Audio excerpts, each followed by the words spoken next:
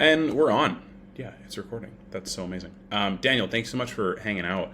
I think what you're doing is really cool because it's an awesome connection of sales and inner work, which I think is such a big lever to pull for entrepreneurs and salespeople in general. Like, I know this guy who I worked with on the job I was just at. He was one of the closers, and he did so well. And he was really big into hypnosis and unconscious work and all that stuff. And he did really well as a result of it. So I'm curious, like, what kind of got you started in the world of online marketing and sales and high ticket closing, and then what got you into inner work? I know you're very young, so if you could provide that story, that'd be amazing. Yeah, so I got into, and I appreciate you having me on. I got into the online sales world in November 2023, and I would say my journey fully began when I was in university in October, September 2022. So I just started university.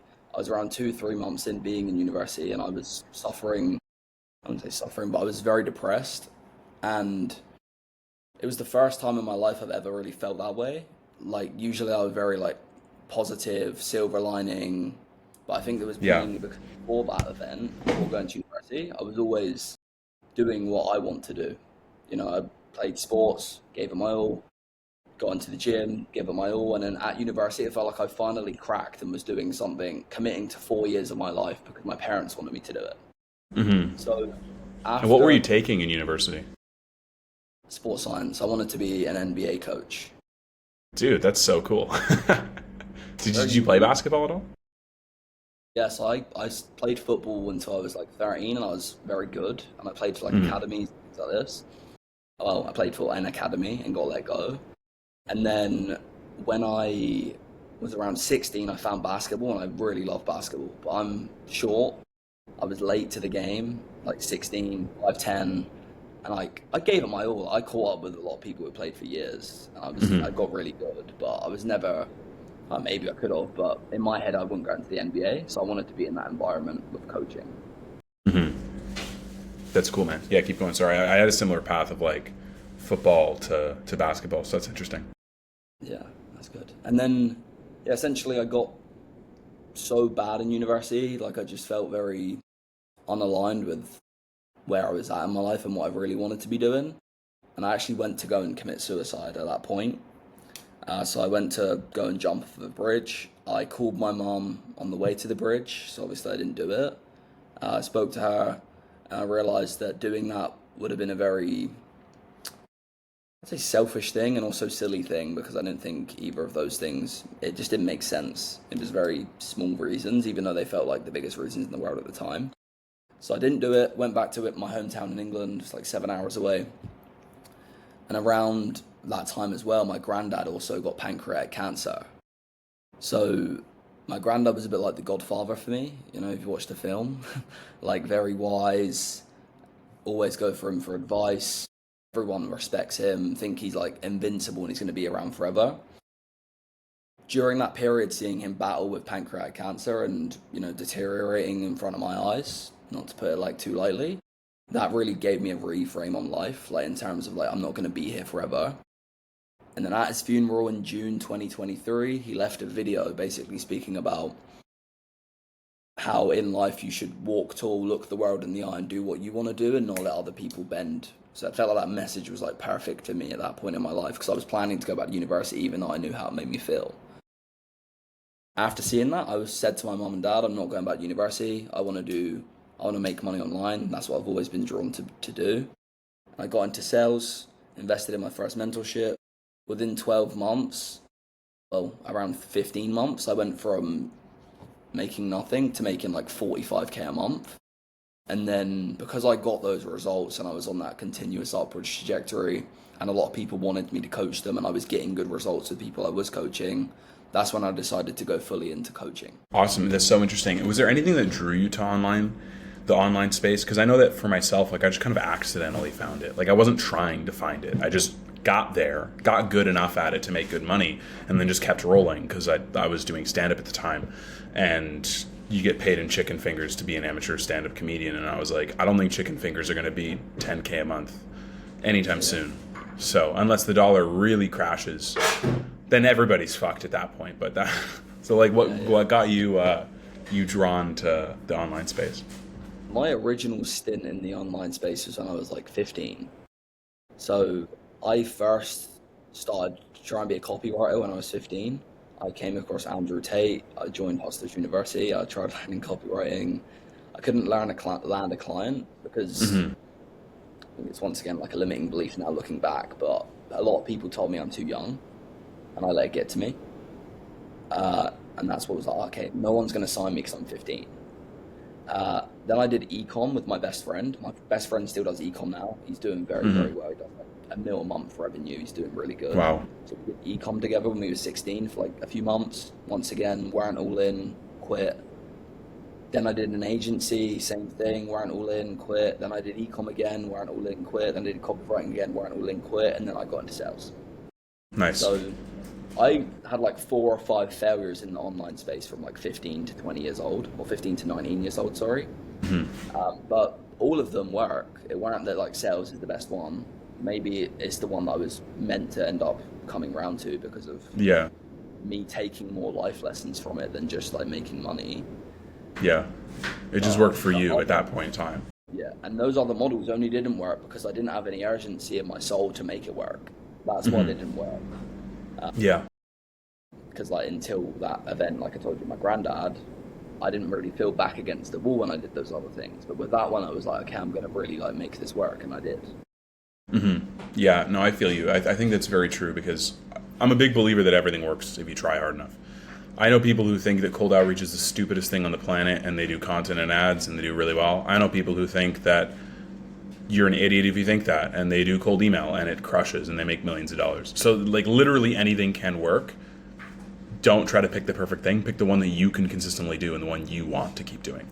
Because there are some people that I wouldn't recommend to do cold outreach. I'd be like, you're going to hate it. You're going to want to jump off a building. Like, just don't do that. There's some people I wouldn't recommend to get into high ticket sales. I'd be like, you're not going to want to do that. And of course, like you kind of have to fuck around and find out on your own. But there is kind of a process of figuring out what it is you want to do. Because everything can work. It's just a matter of like, do you have the testimony to keep going when shit doesn't pop off immediately? Exactly. Yep. So right now, what's your main gig? Like, I know you have a community. Is it the main thing for you? Are you training high ticket closers? Are you doing some of the inner work stuff with them? Yeah. So I can go a bit more into when I started my program, what my ideology was behind it. And for me, I looked around at all the programs I'd been in, and I had a lot of people coming to me from the same programs, like I guess my peers, my other students that were with me as a student, asking to learn from me. So then I'm like, okay, why are you trying to learn from me when we come from the same school? You know what I mean? Hmm. And then I realized that looking around at everyone who was making 30, 40, 50K a month, it wasn't due to like the school they was in or the skill that they learned. It was more down to who they are. Of course. So that's where my ideology came from with my sales process. It was state, skill, and offer. These are the only 3 things that matter when it comes to actually making money in sales. If you're on a good offer, you have good skill sets, and you're the right type of person, you'll make it work.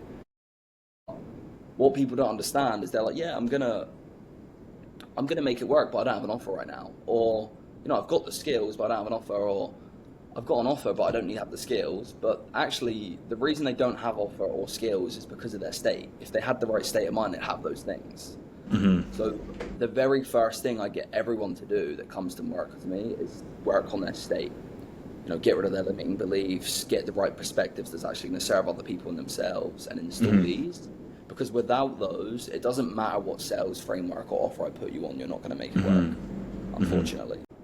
Yes, I work with like close work people who are new to sales, but everything starts with them and their state and their internal world. It's more of like a personal development program masked as a sales program. And so when you work with clients, do they work with you one-on-one first? Or do you have different tiers, or how do you kind of work through that? Yeah. I can teach it in a group setting, but it's longer. Like it will take a longer process, and by longer, it's still quick. That they can do it in like a month. They can really get rid of their own shit and work on themselves. But if I do it with one-on-one clients, it can take like 3 hours.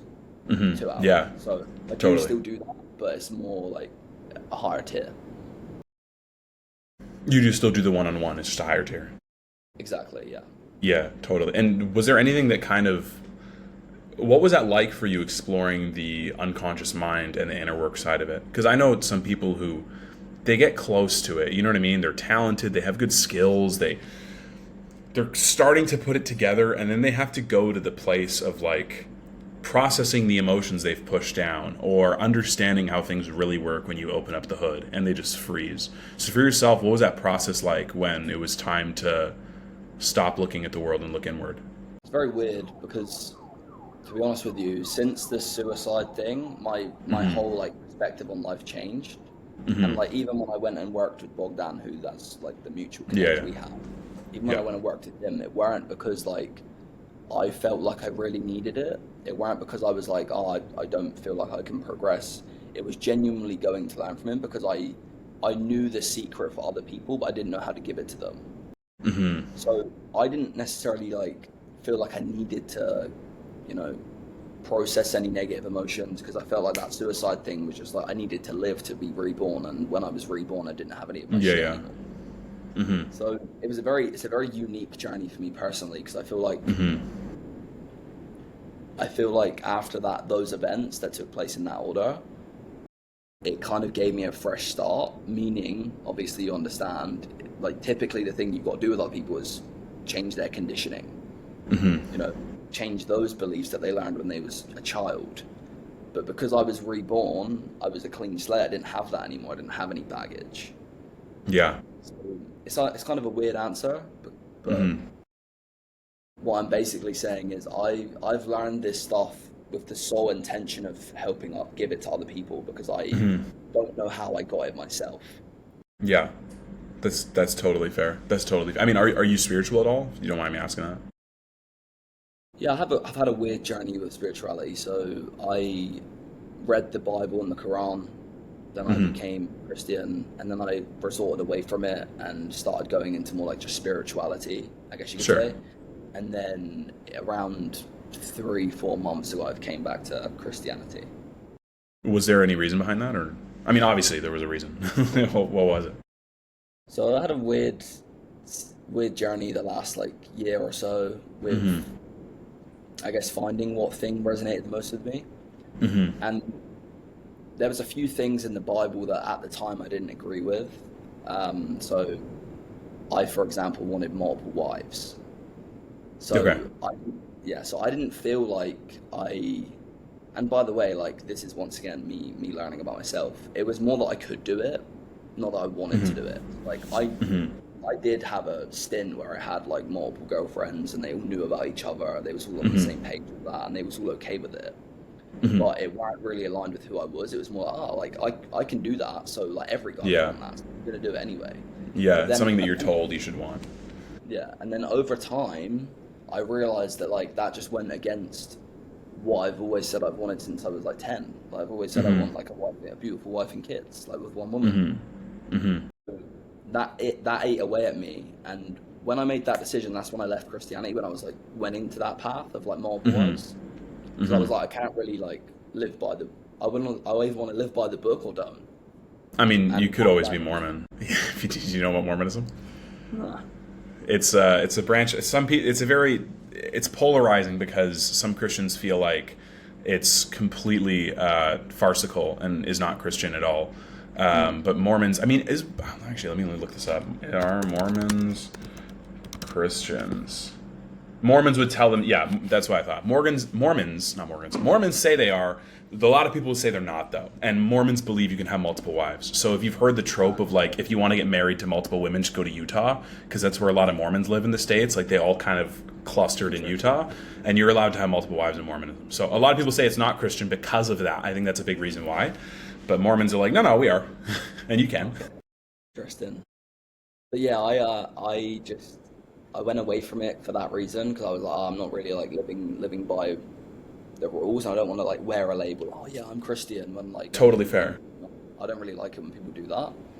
Hmm. So I went, okay, I'm going to be more spiritual because I still believe there is some like fourth dimensional thing looking out for me, Sure. Sure. but it's not necessarily Christian God. Yeah. So anyway, that ate away at me for like, 3-4 months, and I didn't know, but I had like a weird feeling in my chest, and I couldn't like pinpoint what it was. But then I figured out that that was the only thing that I'd changed in the last 3 or 4 months with my core Mm. values. That could be the reason. Mm. So when I got to Brazil 5 months ago, I realized it, and I deleted every girl's number I had. Mm. I unfollowed them all on Instagram, Mm. and I prayed to God, like, is this why I've been feeling this way the last 4 or 5 months? And the very next day, I met my girlfriend, who Wow. I've been with for 5 months, and I'm gonna marry and things. That's So amazing. it felt very weird, like the universe like listened to me, like they knew what was wrong, and when I was like, I'm gonna change it, it like gave me exactly what I've been looking for the whole time. Hmm. Yeah, dude, that's amazing. I think that's all. I think one, I will say, I think that's a move of high integrity to say, if I'm not going to live by this, I'm not going to wear the label. And then to realize that maybe what you thought kind of went against the beliefs that you had wasn't Yeah, what it was. You were willing to shift. I think that's great because sometimes people need to learn in that sense. You know what I mean? Like everybody's path is different. Everybody has a different soul trajectory. I believe so, and God has a different plan for everybody. But like if you look in the Bible, some of the most influential figures were people who had controversial pasts. Right? Mary Magdalene was a prostitute. She was Jesus' best friend. Paul was literally killing Christians before he became a saint. So yeah, I think that I agree with. Like, I'm very big on learning from my own experience. I don't hmm like living through others' experiences. So hmm it was always a thing of like I heard about having multiple wives and things, and it was like, okay, I maybe would like that, but I don't know. yeah, And yeah. I didn't want to go through life and not try it and see and like not know if it was the better path for me or not. So I was like, okay, let me go hmm try it. But I'm not. I understand that it's a learning process and it's a journey. So I'm not gonna hmm like once I commit to it, be like, oh, like I'm gonna do this the rest of my life, even if it makes me feel like shit. Yeah, But I do and think then that like, for you to get the best perspective on what's best for you, you need to be willing to go into like territories you haven't went into before. Otherwise, you're just gonna never know or never try. And that's fair. Although I do think there is an aspect of Taylor Welch said something that always stuck with me. You know who Taylor Welch is? Yeah, of course. He said something that stuck with me. He was like, "You don't have to get hit by a car to know it's a bad idea." So I think part of knowing what's worth trying and what's not is like, what are the things that are equivalent to getting hit by a car? Like, which things are worth trying and which things are not? You know what I mean? So, and it sounds like through your like everybody has their own process, but you start to learn what's for you and what's not when you follow that poll of like, I want to try this out. I want to try this out. exactly, yeah. Yeah, I'm not saying like go out and try like cocaine, but like Yeah, something like yeah, that. yeah, exactly. It's not the same. It's not the same. You know. I mean, so some people might have to do that. So I know some people who partied really fucking hard and did things that they look back on. They're like, I will not do that again. But they learned, and there was some level of them wanting to do certain shit and realizing it was not for them, and led them down a bad path. Right, like with the unconscious mind stuff. If you take the current beliefs you have and you just play it out into the future, okay, what happens if I take this limiting belief and keep running with it? What happened? Like, what kind of emotions do I feel? How do I experience life? And just like, okay, take this and throw it 5 years into the future. Yeah. Okay, I should change this. So some people have their come to Jesus moment in different ways, and at Yeah. different Yeah. times, and doing different activities. Yeah. Exactly. So, but I mean, have you, the kind of people you've worked with, how have you found it? Has it been easy or difficult to attract people who are into the inner work stuff? Or is it kind of like, I'll help you get better at sales, and they come in and you're like, if you don't do this, I'm not working with you, and like, I'm okay. It's not. I wouldn't say it's easy.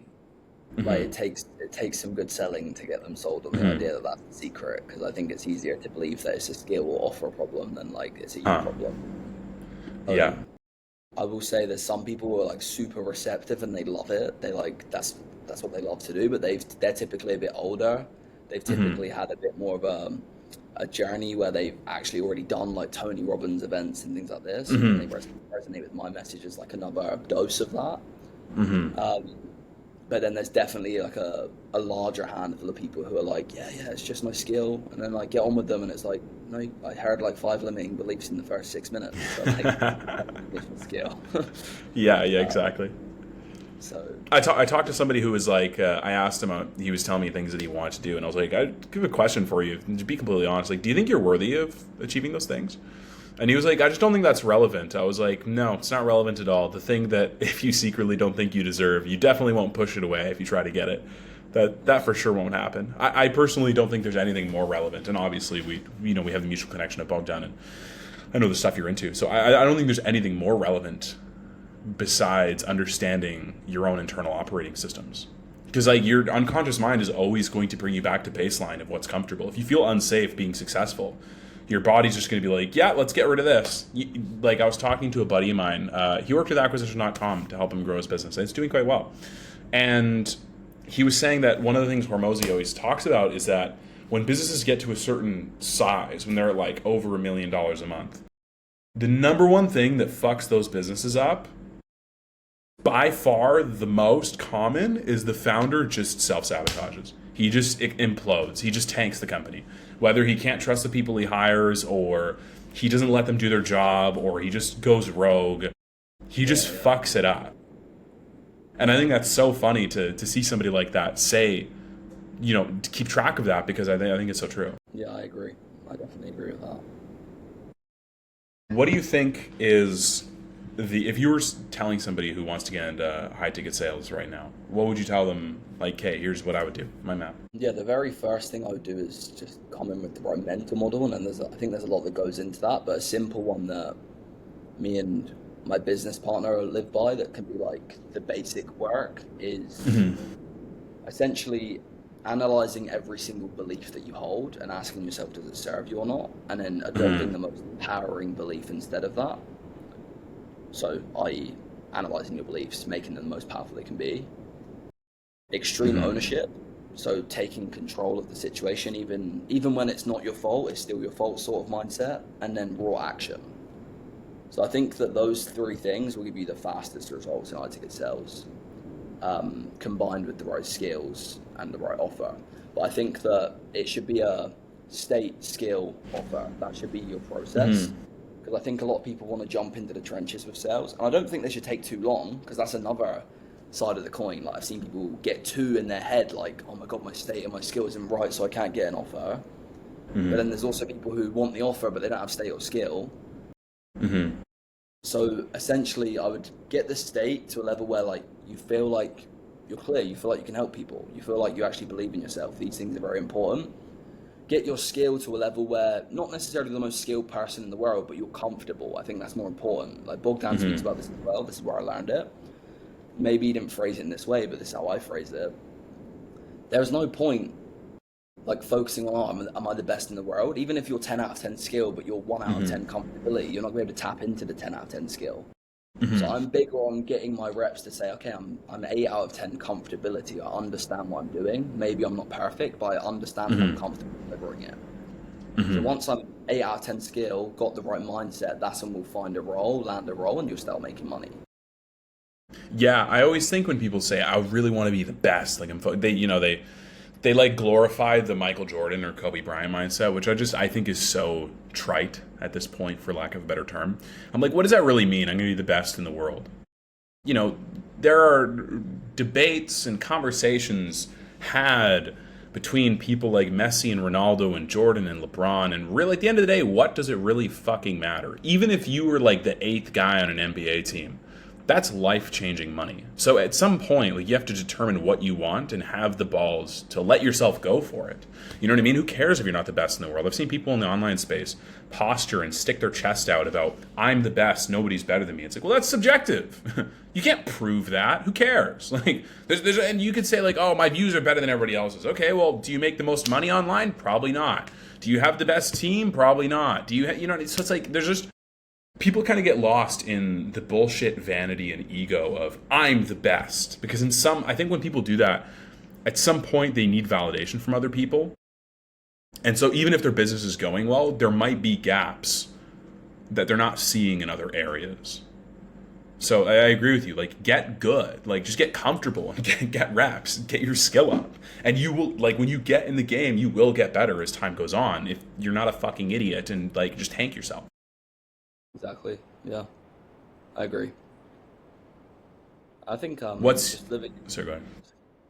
I'd say yeah, like I think that's the biggest reason I had like faster sales success because I was like super willing to learn. I understood that I didn't know it all, and I took a bunch of action. I just listened to every single thing my coaches told me and took it for gospel. Hmm. That's I actually think that's a what. big reason why I didn't have more success as an agency owner.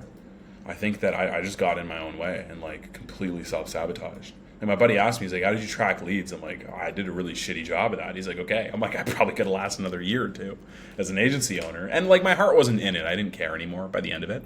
But it's so funny, like after I've done the inner work, and I've been doing it for a while, right? I finished working with Bogdan probably almost a month ago now. Like I can see now I'm tracking leads and I feel good about it. I'm like, oh, I just my identity was really in the gutter when I was an agency owner.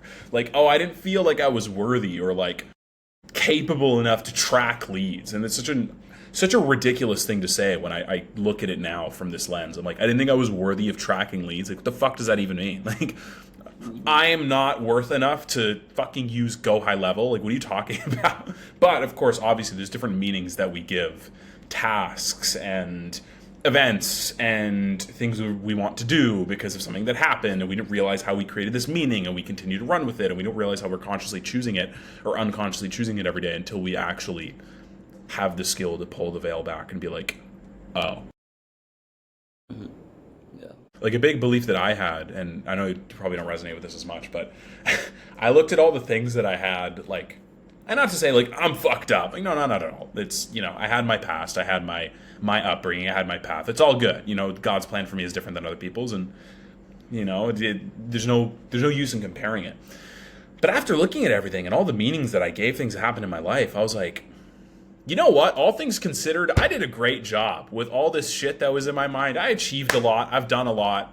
So instead of being like, oh, think of how much better I could have been, hey, I actually did quite a lot here. And there's a lot of great shit to build on. So, and if I could just keep looking at it from like missed opportunity, then it's just going to cut into my ability to grow in the future. So, yeah. So, anyways, but I'm curious with how does placing high ticket closers actually work? Because I know a bunch of people who are trying to get into the online space, and I just like tell them like become a high ticket closer. Like just, you know, they're like in sales or they've run businesses before that are like analog, and I'm like, you know how to sell, just fucking figure it out. It's not, once you kind of understand the skill and have a good offer, obviously the state part, like you said, it's hard to fuck it up. But how does that process actually work? So I think there's like three paths that you can take in order to land a role with high ticket sales, like placing them, I guess you could say. Or this is how we do it anyway in my program. So one path is the rarest case, but it can happen. And this is when someone like has big goals. They really impress me. Like, you know, they show up, they put in the work, they've got the soft skills, they've got the confidence, they've clearly studied everything I've told them to do. And with those specific guys, because I know there's far and few between, like 30, 40K a month roles, and I'm only going to ever go out of my way to put someone on a role like that if I think they're worthy of it because of the work they put in. Yeah. I'll go out my way and like make a connection. Mm-hmm. So that's like earnable. I don't have favorites, but like I need to see you're capable of that. Otherwise, I'm not going to do it. So I'm not going to put someone who is still unconfident role playing on a 40K a month role just because I'm their coach. I don't view it that way. So that's one path. The second path is recruiters. So I think a lot of the recruiters actually know who the best coaches are. I know it's subjective, but you know, the people who genuinely typically preach sales in the right way, and get the, I guess, best results. So, for example, a lot of recruiters like hiring from me because they know that my ideologies and things resonate with them. So that's the other path. The third path, which is my favorite, is the high agency path. So actually landing the role yourself without me having to give you a bone. So my business partner, Jack, who would actually be a really, really good guest for this podcast, actually. Sweet. It's very insightful. But he worked for, I think, 5, 7 to 8 figure businesses, and for none of them, he got referred. Like, i.e., he didn't like have a friend or have a coach who threw him in there. He like found an in. So his strategy is essentially you pinpoint the companies that you would want to work for, and then you reverse engineer like finding rabbit holes into getting in there. Mm-hmm. So, for example, when he worked for Gym Launch, I believe, Cool. he really wanted to work for Gym Launch. He wanted to be in Alex Hormozi's environment so he could like see how the business is run, how it operates. His priority wasn't making money back then; it was like, learning skills. So he was like, okay, how can I get in this company? So he looked all over the internet, just finding like the people who worked for Hormozi, looking for their numbers and all these things. And then I think he watched every Hormozi podcast because he was trying to hear who the sales manager of the team was. So I think this is exactly how it went. Obviously, you'd have to clarify with him if you were to interview him, but That's he so essentially amazing. listened in. It was a high agency. Like, I'm going to find a person who works here and get in contact with them. And he found out that the sales manager for Gym Launch was some guy called Nick Boccaccini. So he found him. He found his number in like the yellow pages, or found his number on a website. Cold called him and pitched him on why he wants to work for Gym Launch, and he got the job. Amazing. So we very big on like, obviously that's a very, very cool story of how he landed that job. And he's done that multiple times for other 7 and 8 figure companies, and people in our program have used the same strategies to get into 7-figure companies. But essentially, we're of the belief that if you're high agency enough, you've got the most behavioral flexibility, you take ownership, you take action, you can get into any role you really want. Yeah. So No, I mean, and think about it from the sales manager's point of view. Like, if you get some guy who's like, yeah, like if I pick up the phone and the guy's like, I listened to every fucking podcast from Alex Hormozi to figure out who you are and looked you up and found your number, I'd be perfect for your role. I'd be like, dude, you're hired. Like, I'm sending you a contract in 10 seconds and you can work for me. Because even if you're not good, you're insane. And I can teach you how to be good. Because you're fucking crazy. And that's exactly what you need to be a good salesperson, right? Like, you can't have people who are like laissez-faire. I'm like, yeah, I don't know if I really like it that much. Who cares? So that's so amazing. That's so amazing. That's the hardest path, but it's the one that you're most in control with.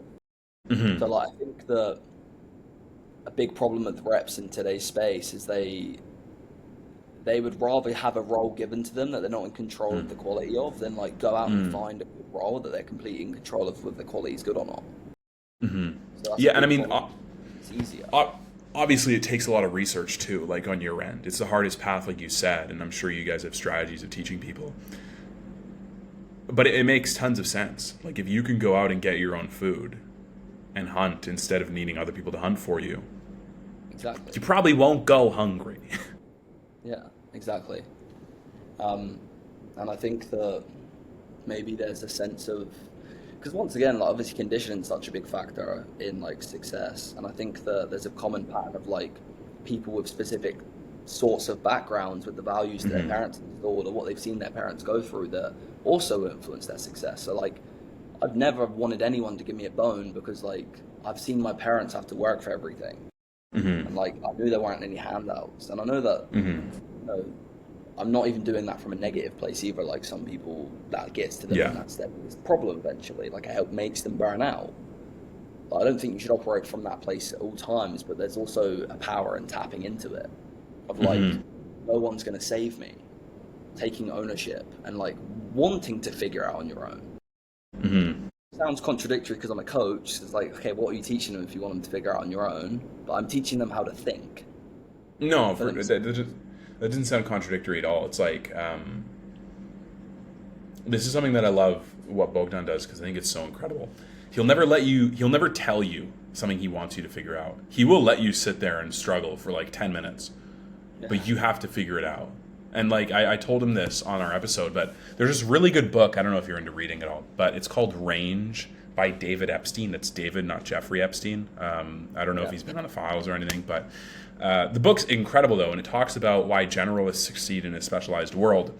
And one of the studies they talk about was kids who are, I think it was like anywhere between grade 4 and 6. They did a study on kids at this age doing math problems. And they had 2 groups. The first was shown how to do the problem. The second had to just fucking figure it out. The second group, even though they got more wrong answers in the first round of testing, scored significantly higher going forward than the first group. Because when you come to a conclusion that you feel confident about, even if it's wrong, you end up learning so much better in the long term. Which is why even like right now for my coaching offer, there are some things where I'm like, oh, this could be optimized. I'm like, I don't give a fuck. Like, just get this out, just keep going, take messy action, be open to feedback, and just adjust as time goes on. I know that the things I feel strongly on, even if I change them in the future, that level of confidence that I'm able to instill in myself, not from other people, is going to carry me further than other people giving me an answer that would have worked better in the interim. For sure, I agree. And take pride in it as well. Like you just said, like you're confident, and that gives you a sense of power. Like internally every day, you don't like, cool, someone can maybe facilitate the answer in a more easy way, but you're not like worried that if they don't tell you, you can't figure it out. I think a lot of like questions in my group are like from a fear mechanism. Like they're asking the question, they know the answer, and they're just saying it because they need external validation on me to be like, yeah, you're right. Yeah, and I get that. They isn't in the right place because they don't even trust their abilities, which means that they're going to keep missing their 3-point shots because they don't even trust themselves, even though they've done the reps. So yeah. No, dude, I get that because I was like that as a kid, especially like teenager, young adult. I played college basketball for a couple of years, and even though I'm like tall for an average person, in basketball being 6'3", 6'4" is nothing crazy. You know what I mean? It's just kind of like, eh. Yeah. But it's funny. I've got so much better at basketball the less I played it because I took the stick that was lodged in my asshole and like took it out. For those of you listening, that's a figure of speech. But like how much stress and anxiety I played with as a kid. I remember my coaches always tell me, they're like, I can see you thinking on the court. And I thought that was such a compliment. I'm like, thanks. They're like, it's a bad thing. I'm like, fuck. They're like, stop thinking. I'm like, I literally don't know how. Like, you're speaking a foreign language to me. Stop thinking. That's all I do. That's all I did all day. But like, even the other day I was playing my buddy in one-on-one. And I'm not in basketball shape, you know what I mean? Like, I'm not like out here able to go 48 minutes in game 7 of the finals. But even though I wasn't in basketball shape, I was wearing fucking barefoot shoes. I won, and I was able to, like, the last point of the game, I did a move I've never practiced or done before in my life. I just kind of fucking ad-libbed it and did it. And I was like, wow, that's really cool. I didn't know I had that ability to just, like, adjust and get into a flow state and, like, react. Because as a player, every time the ball would be in the air coming to my hands, I'm like, what do I do? What do I do? What do I do? What do I do? Yeah. So it's so insane seeing how one sec after this, seeing how easily you can change your state and how much it permeates everything. It's such a game changer. Yep, I agree. That's good, mate. So that was you. I saw the screenshot, I think, Bogdan. I didn't know. Yeah, that was me. Oh, the basketball. You're like, who is this basketball player? Who wants a one-on-one? Yeah, exactly. I'll just if we ever play, I'll just turtle dribble because I know I'm taller than you. That'll be all I do. So, yeah, I showed my cards early. That's so cool that you want to be like an NBA coach. Was it like a performance type thing? Was it like a mental performance, physical, skill coach? Yeah. I originally wanted to be a skill coach, but it was weird. And at the time, I didn't really like realize it. But when I was at university, the only part of my sports science degree that I enjoyed was the sports psychology part of it. And like I'd go to them classes, and I didn't think, oh, I want to be like a mental performance coach or anything like this. And then weirdly enough, a few years later, that's basically what I do, but like for salespeople. So yeah, at the time I didn't realize, but that's the part I was drawn to. But I wanted to be a skills coach. It is funny that mental performance and inner work is starting to become more mainstream, which I think is great. Like one of my buddies, he started off as a skills coach. Like he coached high school. His brother and I were the same age, his younger brother, and he coached him and that group of guys forever. I played against them all throughout high school, and he went on coaching, doing skills coaching in college, professional overseas, and now he coaches like mental performance for basketball players. And he got hired by a team in a new Canadian Pro League, and he has his own business that he does really well in. So like in the summers, he coaches for this team, and he has his own business where he coaches kids who are trying to go college and pro, and it's really, really successful because of how people are starting to see the benefits of the mental performance. Yeah, it's so important. It's cool. I like it. So out of all the countries you've traveled to, which one's your favorite? Brazil. Oh, yeah, I mean you live there, obviously that makes sense. Yeah, definitely. I've been to Brazil, Paraguay, and then I've been to like a lot of European countries. But Yeah. I love Brazil. It's got everything. Yeah. Well, something a lot of European people don't understand. I'm sure you see the memes online where they're like, "How are Americans so uncultured? They've lived in America their whole life." It's like when you live in Europe, other countries are like 30 minutes away by train or plane or wherever you live. Like if you live in Germany, you can go to Austria, Switzerland, Denmark, the UK so easily. In the States, like if you drive for 6 hours in California, you're still in California. I know. I get that. I think even this is not really related to what you just said, but it reminded me. But I think a lot of people won't come to places like Brazil because they're worried about like safety and things, Yeah. which once again is like letting their own limited thinking and living through other people's belief system, hindering them from going somewhere that could be very good for their life. Yeah. Even Totally. that's a big thing. Like, my girlfriend lives in a favela, and like I Hmm. spent Christmas in the favelas. I spent New Year's in the favelas, but it's because I'm not scared. I'm not gonna let someone else be like, "Oh, the favela's dangerous." Okay, don't get me wrong. But Yeah. I'm not gonna tell you, "Oh, like nothing bad is ever gonna happen." I mean, even that, like, I sounds weird, but like, I would rather have my phone stolen from me than let someone else like basically put enough fear into me to not have my phone out. I get what you're saying. I understand that. It I'd sounds, it agree with. sounds it sounds strange maybe to some people, but like I would rather them not like, let me hold myself back. Obviously, I'm not saying I'll go to the most dangerous gang Yeah. house and knock the door and say hello in English, like "Hello, mate." Like obviously something bad's probably gonna happen, but That's so funny. I'm just saying like it's How not much street cred did you get from staying in the favela on Christmas? Be honest. How, with who. like just in general, aura points. Like, do you not text all your friends and you're like, "I'm in the favela on Christmas. Like, I'm tougher than you guys." Exactly. That would have been the My first thing I did. my friends think it's hilarious. But what made it even funnier is my girlfriend. I dated her for like 2 months, and she doesn't speak English or Spanish, Hmm. and I could only speak Spanish at the time. I can speak Portuguese, not Spanish now. But one day I was like, "Tori, is there favelas in Sao Paulo?" I genuinely didn't know, and she's like, Hmm. "Yeah, I live in one." And I was like, "Ah." She's like, "Yeah, I live in one." And I was like, "You lived in one before? When?" And she's like, "No, I live in one now." I'm So like, like "Oh, okay." today. Yeah. She's like, "Oh." I was like, "Is that why you don't let me drive you home? Because I have a car in Brazil. Well, Hmm. I'm selling it in Paraguay now before I go back to Brazil. Hmm. Um, I took my car, which is like, she's like, yeah, if you take your car in my favela, you're getting robbed. So it's like a nice Porsche Cayenne. Hmm. So she's like, yeah, if you drive that in the favela, you're getting robbed. But then when it got around to Christmas, she was like, yeah, like we'll just drive there in your car. And I was like, but you told me I'd get robbed. And she's like, nah, it's Christmas. They'll leave you alone. So maybe I was more safe because it was Christmas. Because she was like, yeah, you're not allowed to Yeah. drive there in January, but Christmas is Hmm. the day off. They're not going to do anything to you. Brazil's a very Christian country, man. I think that even the toughest gangsters realize it's bad karma to rob somebody on Christmas. You know what I mean? They're like, this is Jesus' birthday. We can't do that. It's like, you ever heard the No, story of the British and the Germans playing football on Christmas in World War One? no. No, there's just, I don't know if it's real or not, but there's a story of on World War One, British and the Germans on Christmas literally stop fighting for a day because they're like, it's Christmas.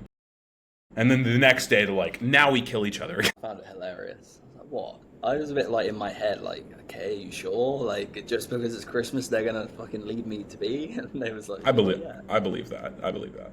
Well, even my great grandma passed away a couple months ago. She was 104 or 105. She lived in Rio, and my brother wanted to walk from her place to his friend's place. It was 5 minutes away, like when the sun was down. And his friend was like, "Just take a car." He's like, "It's 5 minutes." So like, take a car. He's like, "Okay, okay, I will. I'll take a car." And they're like, "Make sure your phone isn't out. Make sure it's in your pocket." because we look like locals, right? But obviously, I mean, my brothers speak Portuguese and I don't. I just never took it upon myself to learn. My parents never taught me. So like he could kind of pass as a local, and like when he speaks, I wouldn't be able to. I'd be fucked.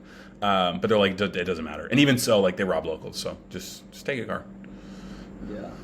Yeah. Get here in one piece. I try and fit in. I wear my like Brazil football kit and things. Yeah, exactly. Exactly. Yeah, tell everybody you love Rogério Ceni. You'll be fine.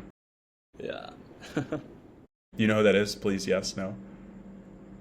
Oh, he's a footballer. He played keeper for Sao Paulo, and he's notoriously famous because he is the goalkeeper who scored a lot because he took free kicks and penalties.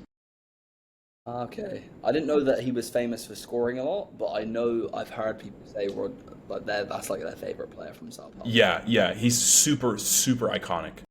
I actually don't know if there is a more iconic. I mean, I'm sure there are more iconic Sao Paulo players. I'm not as well versed in their history, but in terms of like Brazilian goalkeepers, he's up there because he would take their free kicks. It's like in Paraguay, Jose Chilavert. He played for the national team. I don't know what club teams he played for, but he's like a legend in Paraguay because he was their goalkeeper and he took free kicks. And he was fucking good. Like, he was unbelievable. You'd think, you're like, this guy's all the way up at the 18-yard box. What's he doing? Crossbar in. Post in. Like, he's sniping these. They don't have to worry about him sprinting back. Insane. It was his state. He was, like, not going to let other people be like, you're goalie. He was like, no, fuck you. Yeah, exactly. So, yeah, are you a football fan at all? I'm sure you probably don't watch as much now because you got money to make, but... Yeah, I don't watch it now. And I actually originally stopped playing football because my dad wanted to play it, not me. Like, I didn't want to play. But I still like football. Like, I even enjoy watching it from time to time and things like this. But yeah, that's fair. What I want to do in my life. That's totally fair. I get that. Well, I have visions of my son playing for Brazil with like Smyth on his shirt. No. If he grows up in Brazil, he's gonna have a nickname.